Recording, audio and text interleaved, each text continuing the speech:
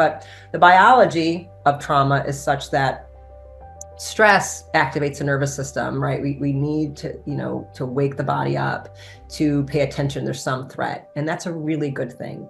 All stress and trauma, what I love people to make sure they understand, these are normal adaptive responses. The body is not mistaken, and it is not disordered. It is not a disorder to have a panic attack. That is the body's attempt to discharge energy that it has not been allowed to discharge in another manner.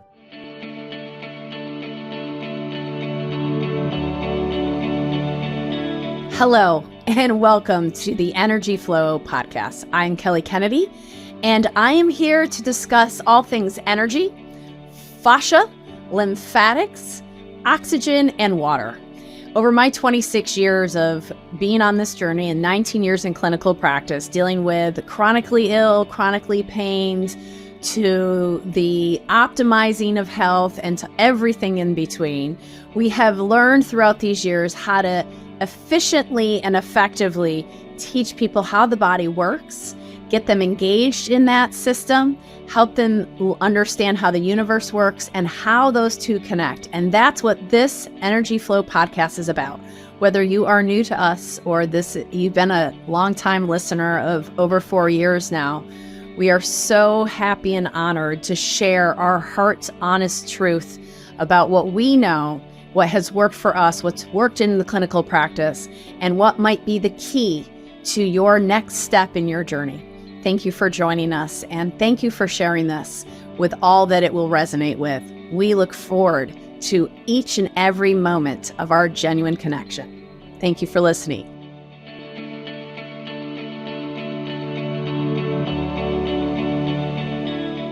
Welcome back to Energy Flow, and I am just setting the attention today with my dear friend, Dr. Stephanie Rimka, who I've only known for a short time, yet a lifetime, and so honored to share this time and space with her today and really share our hearts and what we know to be true about trauma, the effects of trauma and stress, and how it's impacted both of our lives and what we do and how we do it, and really allow you all an opportunity deep into her heart and getting to know her as I did this year. And truly instantly, sometimes you fall right in love with somebody when you meet them. And that was kind of what I felt when I met Dr. Stephanie. And that's exactly what I felt when I met Dr. Stephanie. I know you'll all feel it. And I set the attention that today, when we share this content, this information with you, that it truly allows you to feel the impact of how easy it is to heal,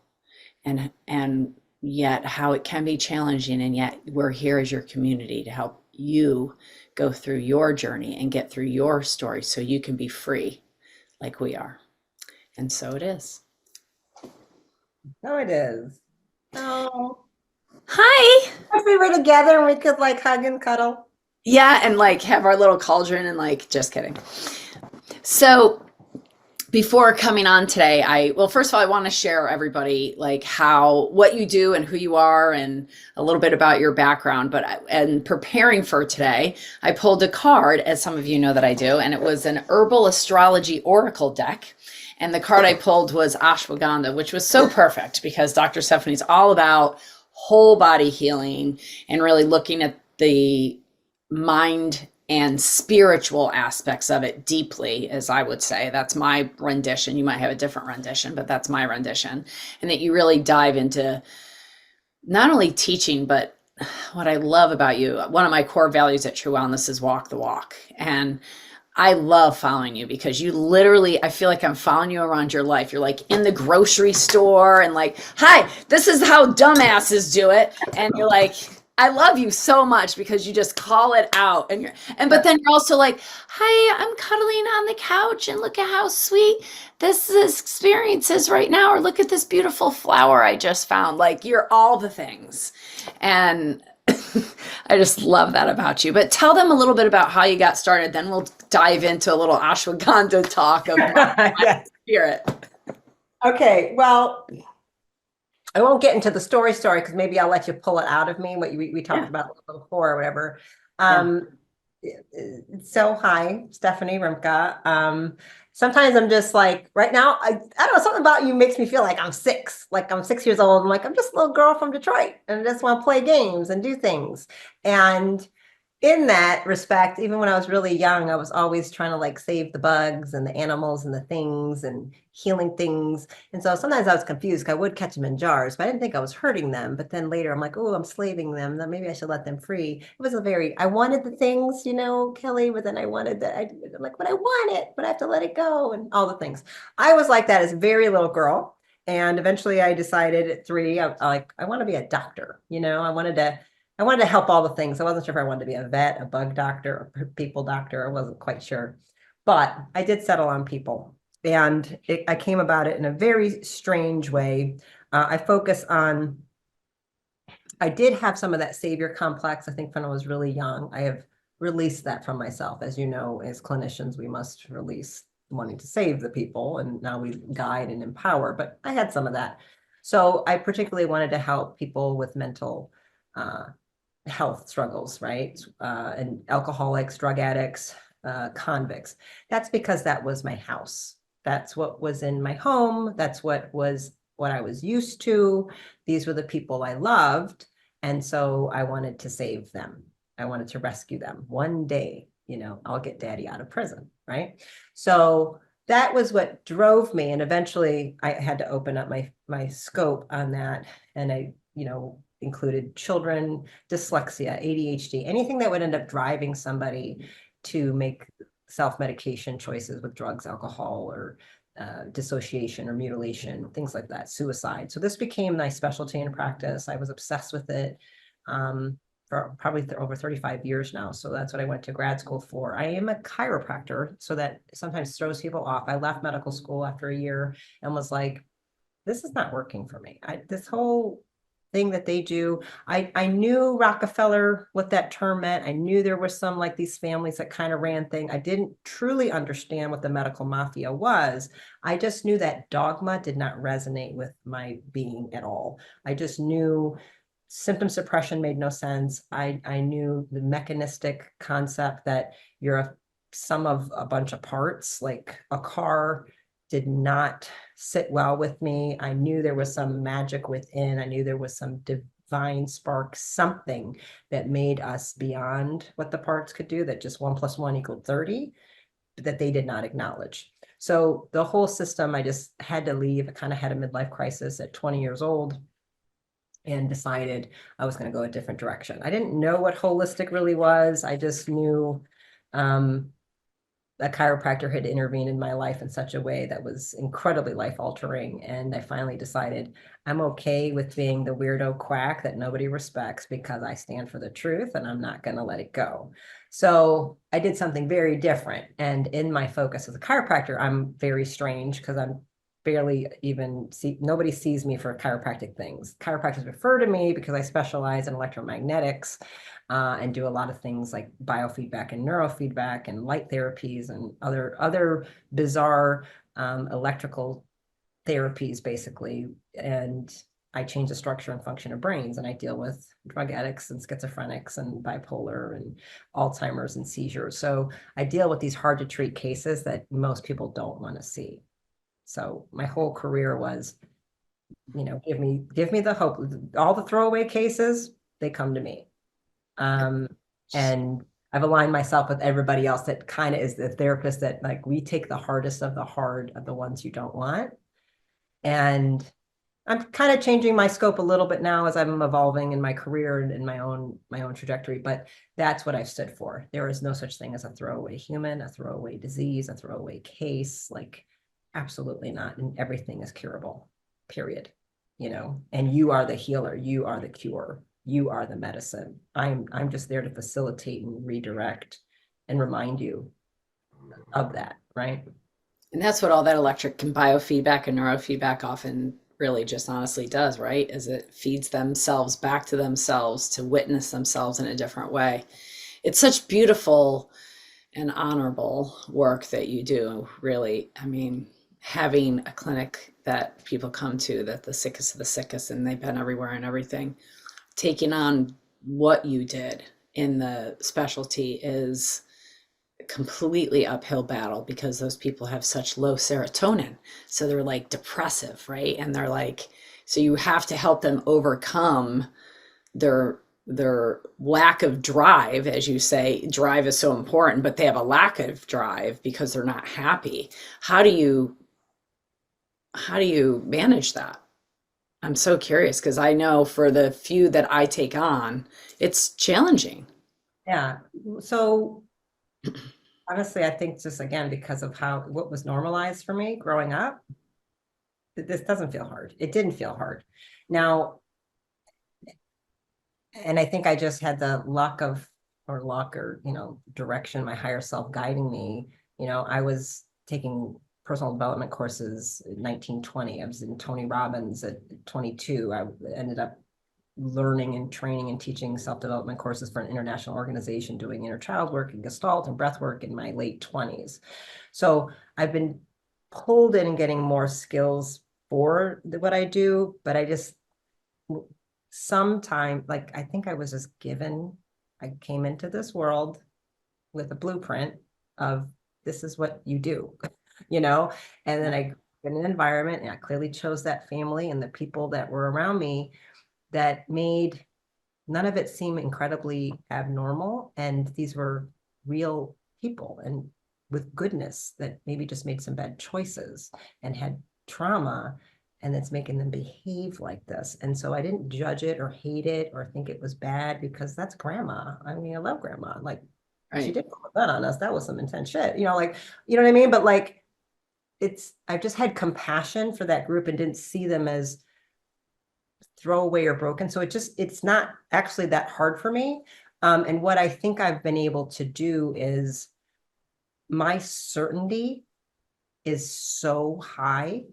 I'm so irrationally delusional of unicorns and fairies and magic, basically, that I hold it, I anchor it for them, I imprint it upon them so strongly.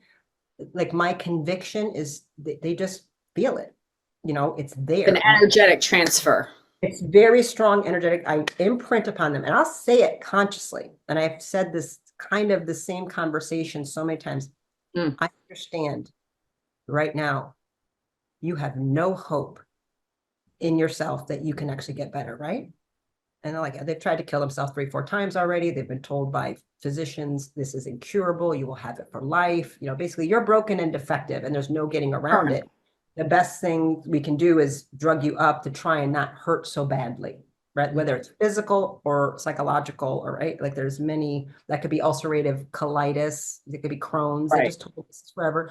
This could be schizophrenia. This could be bipolar. Look, you have chemically imbalanced. You have a genetic thing, right? Okay, so that's what they've been told. And they're like, basically, yeah, I'm like, I get it. You're 20 feet down in the hole, right? And I know you don't even believe in me. Like, who is she? Like, your husband forced you to come in here. Your mother forced you to come. Like, somebody brought you here. Like, you're like, I don't know. So I basically have to create this whole moment. I said, but let me be real clear.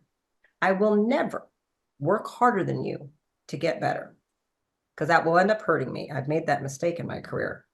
But I know right now I have enough faith, hope, belief in the rightness of you, in the power to heal, the power that made this body will heal this body, in my ability to co-create with the universe, that I can hold this the whole time for you, and you will eventually anchor on to me. I will reach my hand down into that pit. One day you're going to grab it and you're going to pull yourself out. I'm not going to rescue you, and I'm not going to do it, but I understand, until I give you enough energy to be able to do that, I will hold the energy. I will give the energy for that. Right. And as long as I kind of let them off the hook to know I'm taking this on, and I can hold it for everybody in the room. And I really can, Kelly, it's just, Yeah. I'm just that, I remember would do cases, and I'd be with these doctors, and they would say stuff about the maps, the brain maps, QEGs, and they go, that never happens. That's not supposed to be possible. That's impossible. And I go, what are you talking about? I mean, it's like 30 times I did it this There morning. was a change because you saw a change in the QEEG. Yeah, it's something that's not supposed to be possible, that's not supposed to be able to be done. And right. I can, That and it that there was a change in the neurology. Yeah, in this certain alpha wave, in a certain situation, Yeah. they go, that's not supposed to happen. They go, how are you doing it? And I was like, what do you mean it's not supposed to happen? I go, I do it all the time. They go, we know because we work here and we see it, but I've been doing this 30 years and I've never seen people do it, and the maps could change this. It goes, it must be the metabolic stuff you do. I go, or the fact that I'm just too stupid. I guess I missed the note or the day in class when they told me that wasn't possible. I said, I'm gonna need you to forget that because clearly, and so I would literally break up new therapists working in my office that were trained. You can't change the map like that. This won't do that. Once we have this, and I'm like, what are you talking about? Like, of course you can. I can change it with my mind. Don't you know that? You know what I mean? So I'm like, you have to create intention. I see that patient well, you know, when they're there. And I'm like, I hold that vision for them so strongly that they will pick it up. I change their frequency. I think that's ultimate. And I can't do that with my mind. So when I get too mental, when I get way too left brain, when I get too masculine with it, it doesn't work. I have to know that I'm the right hemisphere, the feminine is guiding this because the feminine is the direct channel to source and spirit. I have to let that completely flow through me and basically like, listen, this isn't me, just so we're clear. But you walked into this office for a reason. And there's not a damn thing I can't help. If you walked in here, it's because I'm supposed to help you. Even if I never heard of that before. It's a what mutation? I have to look that up. MY1. Wow, that is rare. There's 80 people in the whole world with it. Well, never thought before, but clearly you would never have been put here with me if I could not help you. I'm not going to be, co-creator is not going to set us up to fail here. So you're supposed to be here and something is supposed to happen and I will never give up. I will find it. Right. So I'm just that radically irrational around it. So I don't have any doubt when it happened, never. It's so funny to me that we've spent physically in person maybe 2 hours together, and yet, wow, we are more similar than I thought. I mean, I say almost exactly the same thing to so many of my clients, but it's coming from the heart. And what I find so fascinating, because I work more heart, you work more brain. Yeah, it's all about a co-creation. And what we really mean by mind, body, spirit is getting the heart and the brain to be in coherence. And as you say, we can create with our minds. They're so neuroplastic. They're so amazing. And they can right hemisphere is the portal to God. I mean, the right hemisphere, the brain is, I don't bastardize the brain. My practice is called Brain and Body Solutions, right. and as an Aquarian, I'm like you, I'm very mental. I don't disregard my mental. I honor it. My mental did a lot for me. And, the left and right hemisphere are supposed to come together and it's this and like that, it's this. These two work together. It's the most incredible system. But I understand the brain is just a receiver. My central nervous system is a receiver. I've just worked on consciously increasing my antenna to receive. Once it was explained to me that I'm a receiver and I'm an antenna to pick up information from the field, my job is to be able to make my antenna as a massive satellite dish. So when someone's in front of me, I am picking up information from the field that maybe they are not able to see, hear, touch, taste. I pick it up and can transmute it for them. Let me explain to you that what you aren't sensing. So I pick up information in my own body about myself as well as other, right? So I had to be trained in my 20s, an empath stopping and going, you got to stop what you're doing. And I'm like, what are you talking about? And I didn't know self from other yet. And I would Yeah. be Yeah. physically That's part of the journey. and stuff like that, right? Yeah. So once I'm like, I knew this intuitively, but I didn't have words for it as a child. I'm like, I thought everybody was doing what I was doing, but we just didn't talk about it, and turns out it's not true. Exactly. I'm like, oh, and Yeah. so I made it be a thing that I'm like, that's all I've done, you guys. I've cultivated something I was given with maybe more connection. Intentionality and And I made it bigger and better. Like Adele was given a voice. She took training and made it better. practice it. Yeah, Mhm. I just practiced and cultivated something that I was given and made it be very useful to help the people in my presence. Right. And so the brain tree, I'm just a receiver, and that's just information will flow in, and it is coming the challenge is to learn to balance, let the feminine, let the spiritual override. and like let it, and then that's the instant, right? Boom, gratitude, boom, it goes right to the right hemisphere in the heart and they hook right up. It's very simple, actually. People make it way more complicated than it needs to be. Like drop into some gratitude pumpkin and done. And now we're coherent. I like heart math and I've been doing that 20 years. I'm like, you could just do this one thing and we could save the time and energy, right? Like it's really simple if we allow ourselves to let some of it go. So yeah, so I Well, just that's the key, allowing ourselves to receive the love, right? Because that's what I've learned in my work is the body isn't often able to receive because of traumas. correct. And so if you could talk a little bit about that and how you see trauma impacting the ability of the brain to be neuroplastic and in this receiver mode, which is in safety mode versus in fear mode, is really what I see from testing heart rate variability for 19 years is people are in sympathetic overtone, they're in fight flight. 99% of the people I test, the first HRV, whether they were sick, whether they came in because they're an athlete, they want to get better, they're a CEO, they want to optimize. I put them on an HRV, Nerve Express extensive test, and they're in total sympathetic overtone. And I mean, most of the time we're going to see that in an office setting because they just came from driving and they just came like it's a tough thing. I love HRV and again, I've been doing it for a really long time. I don't even do neurofeedback until we do that. We settle it in. I love them. We could do a side note talk about HRV when it's reversed, when we normalize trauma in a person and they actually, when they go to anger, their HRV increases. Like they've done this coupling of the wrong emotion because they thought like that's what got rewarded as a child. It's really, really interesting when you see that, you're like, oh, we got one of these. like feeling good makes them so unsafe. Sure. Yeah. That's a very unique physiology to deal with. But in general, we are designed to be in a state of safety, comfort, pleasure, joy, excitement and community and connection.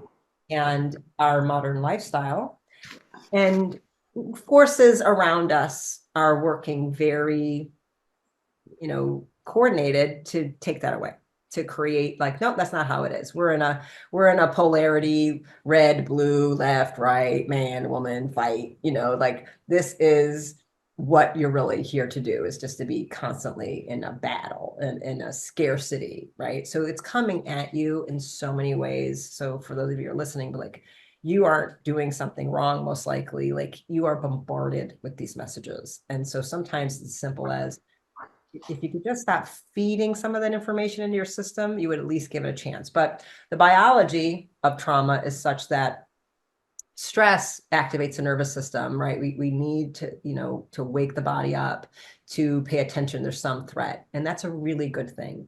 All stress and trauma, what I love people to make sure they understand, these are normal adaptive responses. The body is not mistaken and it is not disordered. It is not a disorder to have a panic attack. That is the body's attempt to discharge energy that it has not been allowed to discharge in another manner. So it's going to its last resort. It's kind of like lymph, right? Like the skin is purging something out. Like that is the last resort of like all the other systems have failed. And so it's to wake you up to say, okay, I better go down to, let me look at the liver, the kidneys, the colon, the lymph, you know what I mean? The lungs. So that is the same thing, but people aren't taught that. And so they aren't taught how it actually works. So the body will activate with some stress a little bit, and the nervous system have some energy and some life force. Eventually, if the system cannot handle that level of pressure that it's under, it drains the system. And then there's a drain in real physical, biological energy. And that's where we drop into trauma. And that's what I don't think people understand enough is stress is high energy, on alert, sympathetic fight or flight. Trauma is low energy, physical, biological depletion. So when someone coming to us and dealing with trauma state, the first thing we have to do is actually feed energy into the system before even they are allowed to feel safe. Like they need food, safety, sleep, nourishment, mitochondrial repair. There's a real refilling of the system of light. Like, we can use all kinds of things to do it, right? Muscles, different stim and PEMF and all kinds of, that's where things like even flow presso, sound to soul, different things we do, different modalities are there to feed and nourish the system.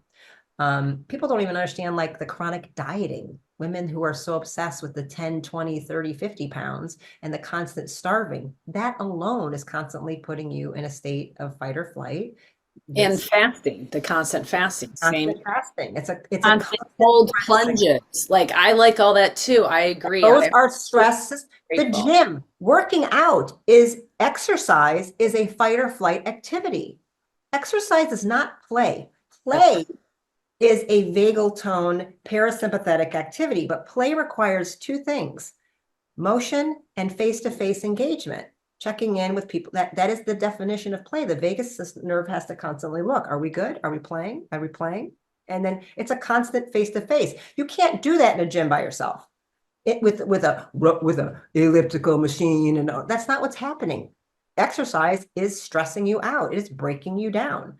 That's not the same as playing tag. That's not the same as playing pickleball. That's not the same as my favorite play activity would be sex. I don't know why people don't always keep including that category, but that is the favorite adult I game. forgot we had that in common. That was one of our, I remember having that conversation. Yeah. We're like, you don't forget. I'm always dropping that one in there. Don't forget. So we have to refill the system. And then because refilling it a lot is the first, what's happening in the trauma is people are dissociating out of the body because it's not safe. And even the soul will hover over, like it's a lot that's going on there sometimes. So to get somebody back into the body, the physical body, often brings a lot of discomfort actually, because they left the body, they checked out because the body was hurting. There was some memory of, there was hurt, there was trauma, there was violation. This could be surgical. It could be a broken car accident. This could be rape. This could be just abandoned, a child in a closet watching drunk parents fight. I mean, there's many ways that this ends up happening. So it's not even safety first. It's like, we got to get in the body. Getting in the body sometimes really hurts. That's a lot of what I think you focus on and the type of work you're doing when chiropractic does this too, but any fascial technique, musculoskeletal fascial things, corrective lymphatics, it's creating that ability to get there in a way that brings more comfort. So it brings it safe, because embodiment is the beginning of all of it, but it can be really uncomfortable because you're kind of retracing. Like, to feel an orgasm, you're going to have to eventually also feel pain and fear and shaking, of what happened 5, 10, 20, 30 years ago. Because most likely, if you're in a state of trauma, that process got interrupted. It got stopped. You weren't allowed to go through the normal healing process. So usually there's the battery is like a 3 watt instead of a 9 watt. We have to put energy into it. Sometimes that's eating. I mean, people just don't eat enough. The women are starving themselves, right? Because most women that have gone through a trauma, they use a lot of weight to ground themselves. They use a lot of weight to make themselves invisible. So they think they need to be starving themselves because they're trying, they don't get the connection there. Like, no, we actually have to have nutrition. We actually have to have sleep. We actually need to stop abusing ourselves at the gym because you hate it anyway. So I stop all of those things. I stop all fasting. I stop all exercise. I make naps go, and they just kind of go, what? I do the same thing. I write naps and, yeah, you got to eat more steak, and they're like, eat 3 times a day. Yeah, they're just kind of like, what?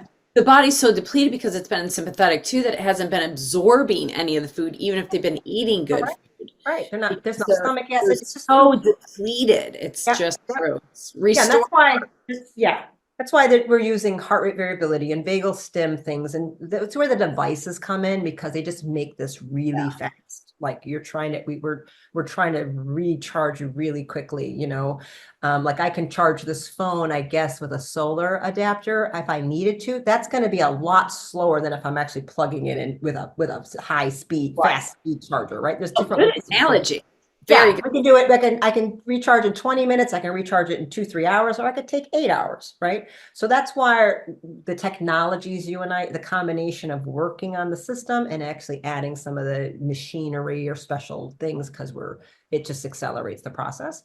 So you can't get anywhere. Then it really is all about safety, because the body wants to be in that safe space. And safety, a lot of people consider it like this flat line, like they're meditating, or they're trying to be in a I feel nothing space. That's not actually it. It feels really good. You have like a calm, vibrant aliveness. Like, and you're aware of sensations, and like you learn to get to a point like when goosebumps hit, you're like, ooh, like damn, that felt like a little mini orgasm. That felt kind of good. But sometimes you're like, oh, and it like feels good when someone tickles you, and you're like, oh, I got the shivers, but it doesn't startle you like, oh my God, oh God, oh no, it's just me. You know what I mean? It's a very different, so it's the same physical sensation, but one feels good and one feels unpleasant.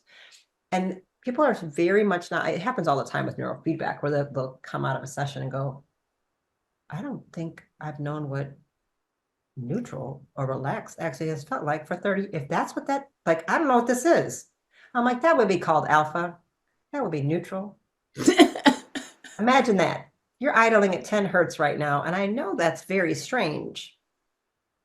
But welcome to super learning. Welcome to pleasantness. Like, welcome, like everything's healing right now. Like, this is when it happens. And I'm like, That's the mode that we have to be in, regardless if we're walking across the street or something. And I agree, yeah. like empathetic's got a bad rap, kind of like the brain has a bad rap, which, and in my work, sometimes people can say, oh, Kelly doesn't like the brain. It's not that. I mean, Ein's focuses on the brain primarily, my husband, because you have to help the body get out of the trauma, get into alignment, and start to use those forces for good.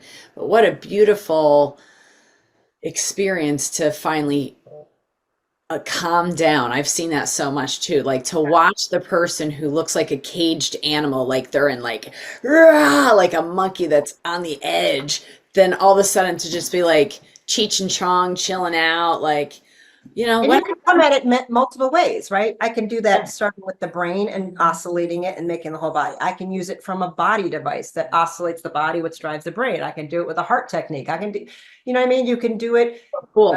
in a drum circle. You can do it many ways. Yeah. Sound does it, music does it, movement does it, light does it. Ayahuasca. You could use ayahuasca, the card that we pulled at the beginning of our session. Well, you said ashwagandha. Ashwagandha, sorry, ashwagandha. I'm like, listen, you got everybody ayahuasca because yeah. our next discussion is the unknown. So I was thinking about it was ashwagandha and ayahuasca kind of combo. Hey, it's all good. So, they're judging so much because they get a label of a diagnosis and then it becomes like, I'm broken and disordered. And I'm like, well, what if you're just actually starving? What if you're just hungry and you don't know what are some of the things you've been missing? Like you didn't know hugs were a nutrient. You didn't know cuddling was actually critical to health. You don't know that sunlight is more important than what you eat because you just haven't been taught right, So once I start teaching them to think of sound, light, magnetism, touch as just as important as air, and water and food, they start to look at their choices totally differently. I'm like, you're pushing aside the things that you think have no value. They're the most valuable.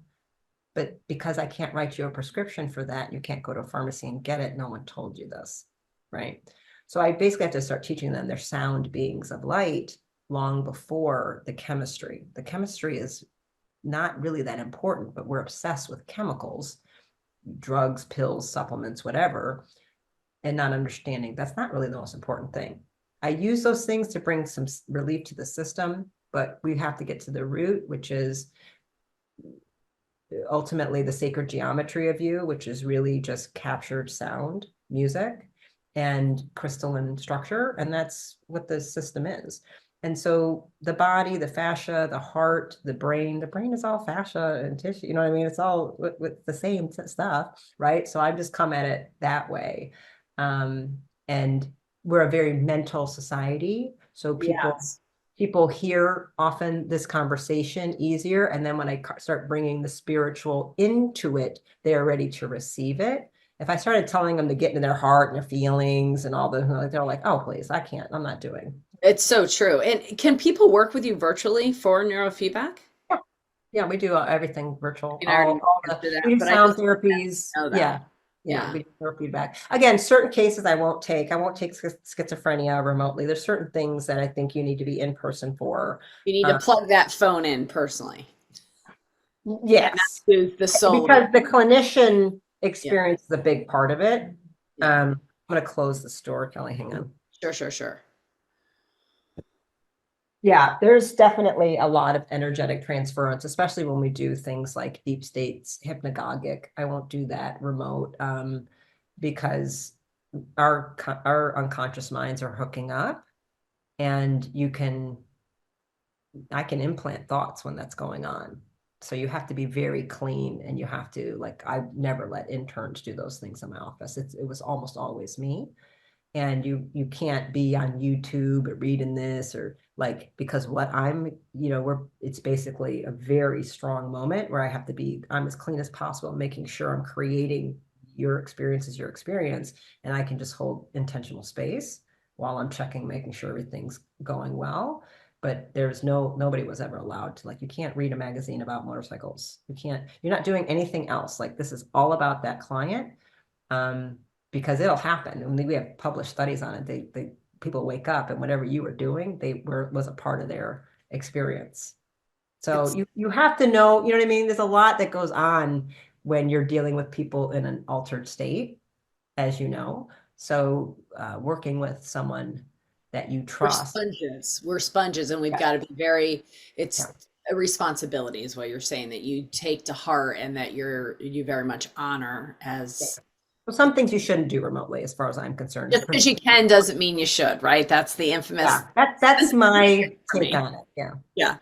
So before we get into the second half, because I want to talk a little bit more about the unknown, I want to talk a little bit about, we're going to talk about lifetime lifestyle, but just briefly, we'll talk about that before we end. Lifetime lifestyle. I invite people, I don't want you to do anything. I invite you all to understand that sometimes when you are on a journey of life, you think of things as quick band-aid fixes, and you're just like, yeah, I'll go do that, and then I'm over it and move on. And then something more critical happens, and you get a little bit more devoted to the practice of your own journey, whether that's spiritual, mental, emotional, physical, or energetic. And what we would both argue is it's all energetic, translated in those other fashions. But if you could talk about how in the beginning, when you were exposed to what we'll call holistic medicine, chiropractic, and how you used it, and how you see that so much in the world today versus what the transition of what we both know is true is the immersive experience, is how you actually heal, especially when you're dealing with the emotional, which is what it is. Yeah, I was your typical terrible classic chiropractic patient. So at 16, I'm from Detroit, so we had a soccer game and played outside, and it was in the snow, but we were shorts and a t-shirt. Our coach was not about, you weren't even putting thermals underneath, because he thought that was a sign of weakness, and you will not look like Barbie dolls out on the field. Okay, that was the word. Like, we are not a bunch of Barbie dolls. Get out there and get it done. I used to wear the black, football paint. Yeah, uh, yeah, yeah. I was very intense. So played the game, and I was lazy, and I didn't want to walk all the way to the gate.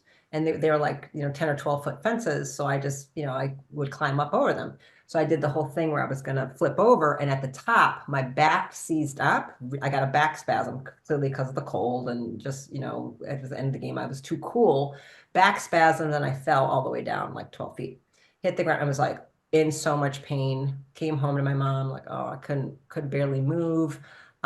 So she took me the next day to like some clinic, some doctor's office, and they gave me like a shot and then some pain drugs. So I remember, right? So I think they said it was like B vitamins and some pain, whatever, and then some pain pills. I slept for 36 hours, missed school, missed the game. When I woke up, I said, "Oh, the game." She's like, "Honey, it's Friday or whatever." I'm like, "What?" And I was team captain and a good player, and it's like me missing the game was a big Was a big problem. deal. Yeah. Yeah. So, but the fact that I'm like, "What do you mean?" She's like, well, "Yeah, I mean, you've been out." And then I was groggy. I'm like, I don't want to take that. Like, what? I can't miss stuff. Like, it's very competitive. Didn't want to miss anything. I didn't like missing school and all that kind of stuff. So when I came back to school, I told my friends, "This is what happened," and my best friend Naomi was like, "You should go see my brother, Keith." I was like, "Why?" And she goes, "He's a chiropractor." I'm like, "What's that?"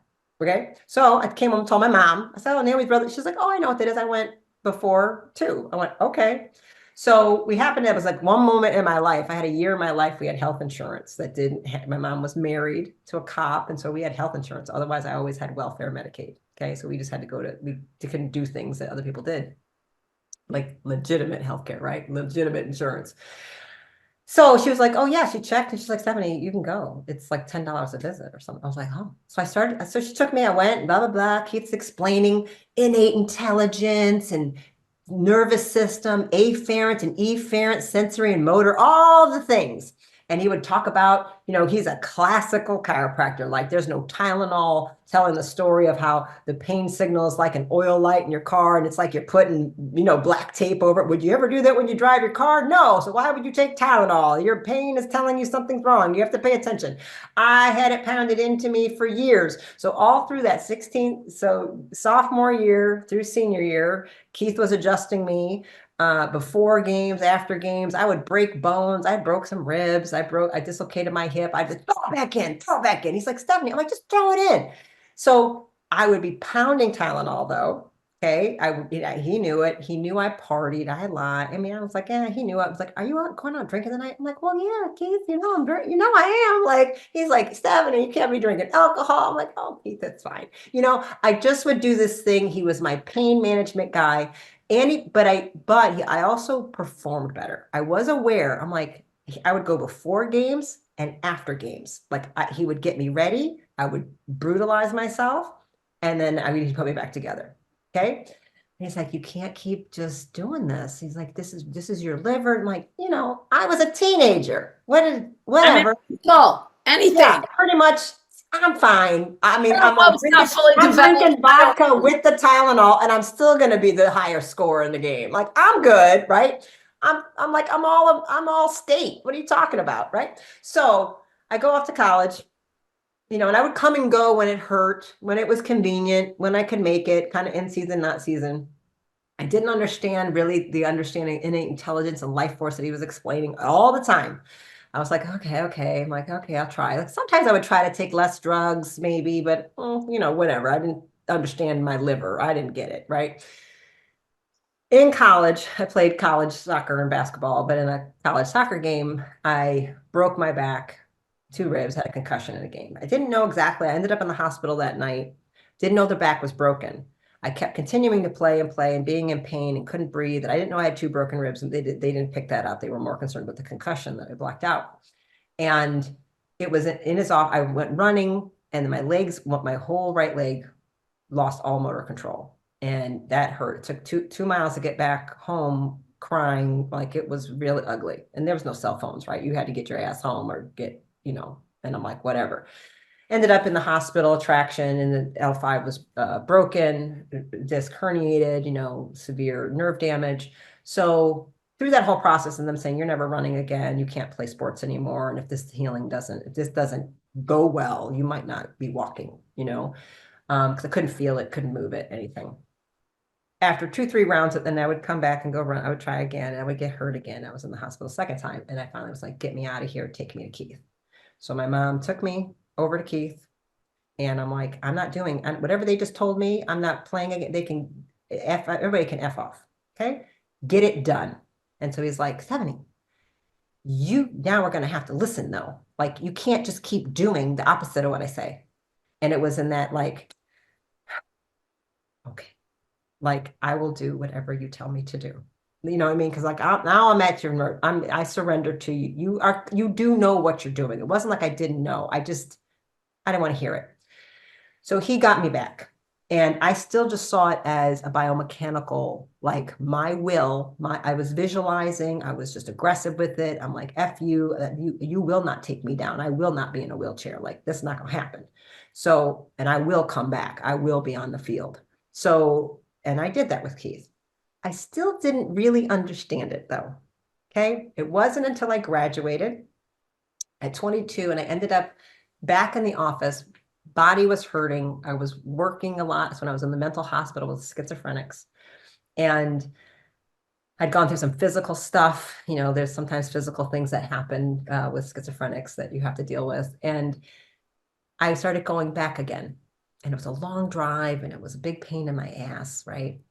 But what happened there it was my emotional state changed.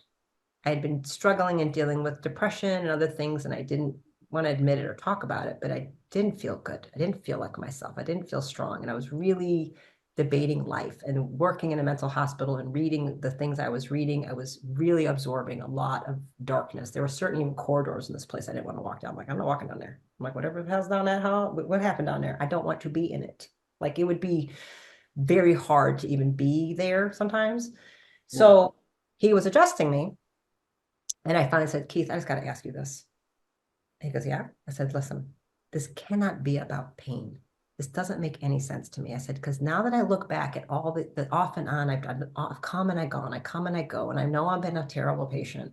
I just do it to fix the pain and I leave. And I never finish what you say to do. But this time it's different. Is this supposed to change people's moods and emotion and their mental health? And he was like, yes, this is what I've been telling you for the last 6 years. And I was like, okay, well, I need to explain to you now a little bit. He goes, why do you say that? I go, because I'm so much happier. Like, I just see things totally different.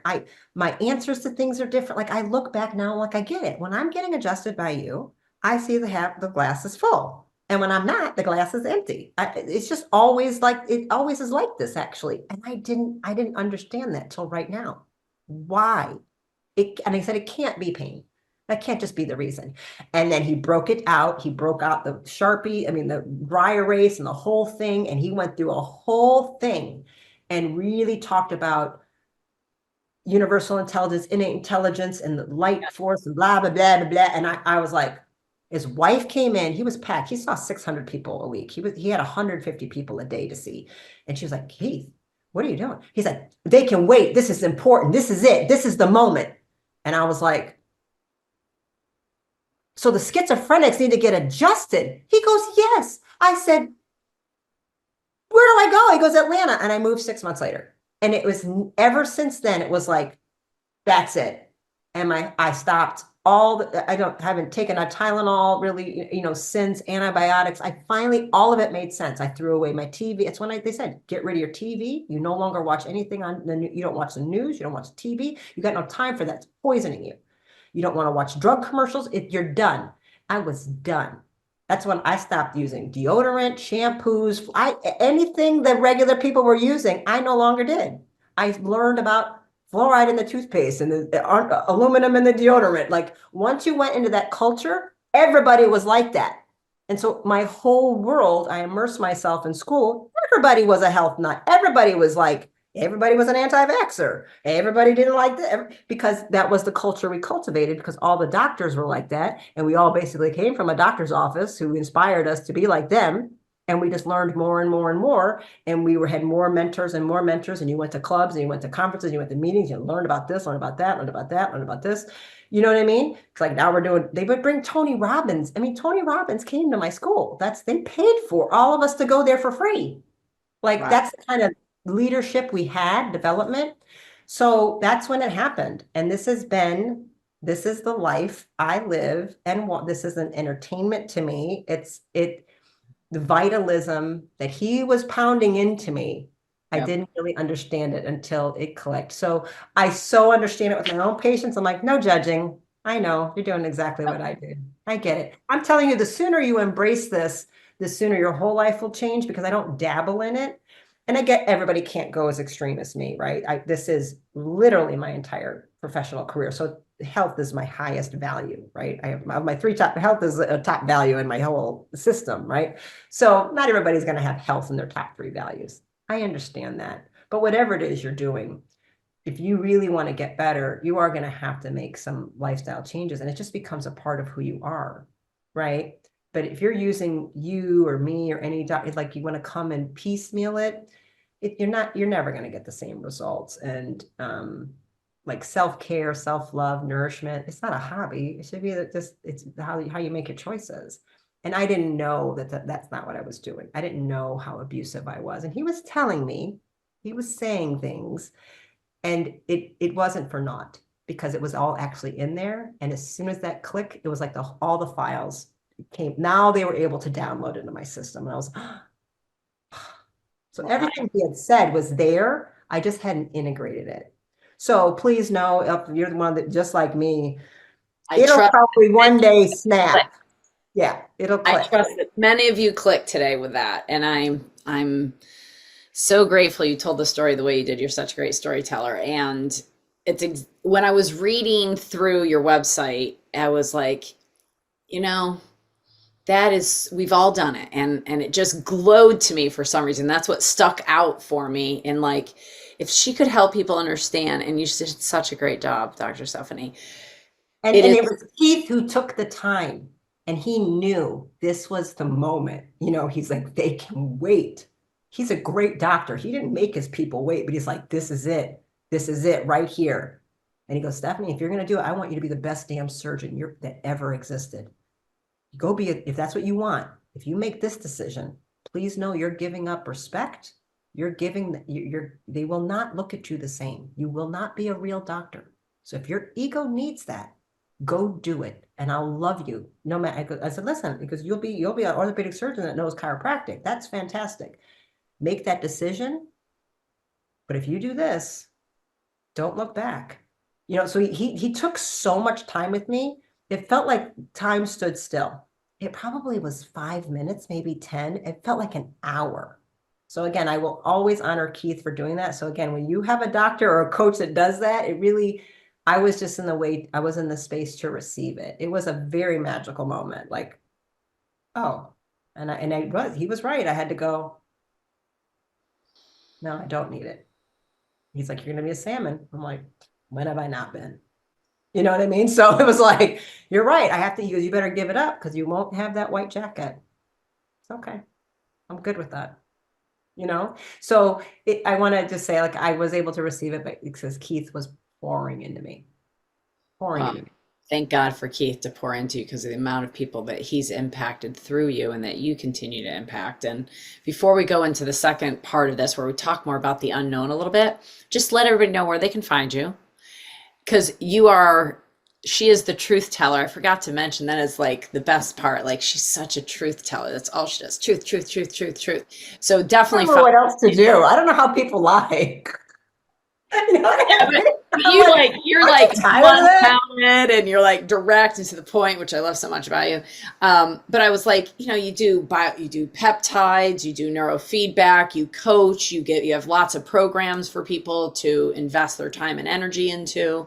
And it's very comprehensive. Your approach is very comprehensive, and I really appreciate that about you. I don't bring a lot of practitioners on and go, hey, go look at this practitioner, because my people know that there's not a lot of people that I really think know what the fuck is going on. So I really appreciate that as a practitioner, that I can go, hey, here's somebody that if she aligns for you, you feel like you want to go see her, you want to work with her, Kelly Kennedy stamp of approval, please go and experience her. But tell them how to follow you on Instagram, website. Isn't it just drstephanierimka.com?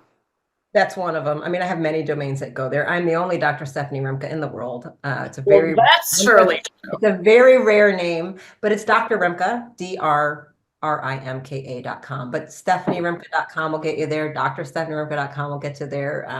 I can't get Rimka.com. It's driving me a little bit batty. Somebody's keeping it from me.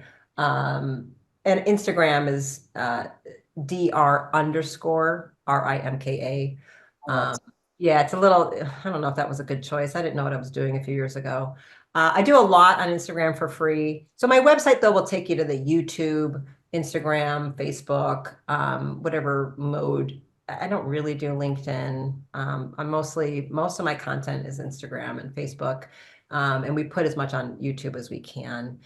Inside my website, you can see what my courses. So I am available one-on-one, but I also do a lot of group courses. I also have health coaches that work under me that I'm clinically in charge of. I'm also certified in like TRE, trauma releasing exercises. So we offer TRE, trauma work, neurofeedback, peptide therapy, detoxification, cell core, quicksilver, things like that. Orthomolecular psychiatry. So I've been testing and looking at the chemistry of schizophrenia, bipolar, things like that for decades. That's the Abram Hoffer work, if anybody's familiar with him out of Canada, to give you an idea. But the group courses are a great way too that people can start. It's very affordable. Yeah. But some things are so You meet once a complex. week, right? Like don't you meet with everybody Q&A once a week? It depends on which course it is. So some Oh, courses are kind of like visualization is a huge part. So that's my favorite course that I've taught. So that's like take yourself through it, right? And the Radiant Reset is a 3-month. Most of them are 3-month journeys because I don't think you can do visualization's easy, 7 days kind of a thing. Most of my things are more like 3-month journeys because I don't think you can really make changes in that amount of time. So they have Facebook groups and communities, and some have once a month queue, some have once a week queue, some have twice a month. It just depends on the nature of that course and its intensity, if it even requires it. So, yeah. great. Good. So thank you so much for joining us today, Dr. Stephanie. And if you are somebody who wants to go a little bit deeper, join us for part 2 as we dive into the universe, the unknown, and we're going to talk about transformation, changes, and the magical unicorns and the rainbows.